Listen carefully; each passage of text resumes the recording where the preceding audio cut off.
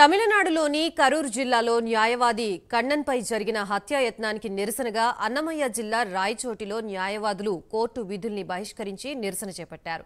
న్యాయవాదిపై వేటకొడవళ్లతో దాడి చేసి హత్యాయత్నం చేసిన నిందితుడిపై కఠిన చర్యలు తీసుకోవాలంటూ న్యాయవాదులు డిమాండ్ చేశారు.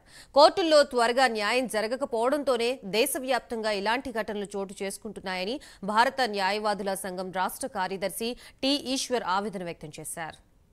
తీసుకొని ఈ విధంగా తమిళనాడులో 48 గంటల క్రితం కరూర్ జిల్లాలో కన్నన్ అనే ఒక న్యాయవాది పైన జరిగిన ఒక బ్రూటల్ అటాక్ ను భారత న్యాయవాదుల సంఘం తరపున మేము తీవ్రంగా ఖండిస్తున్నాం.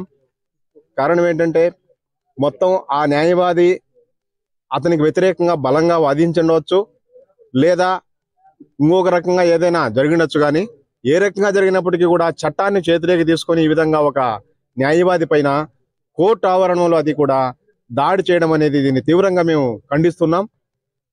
మొదటి నుంచి కూడా న్యాయవాదుల పైన ఈ విధంగా క్లయింట్లు కక్ష పెంచుకోవడానికి ప్రధాన కారణం ఒకటి మనం ఆలోచించాలా.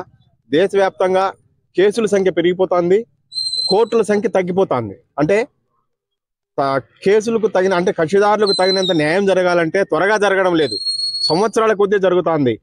ఈ డిలే అనేది కేవలం న్యాయవాదులు మాత్రమే దీనికి కారణం అని చెప్పేసి భావిస్తున్నారు కక్షిదారులు. తమిళనాడులో 48 గంటల క్రితం కరూర్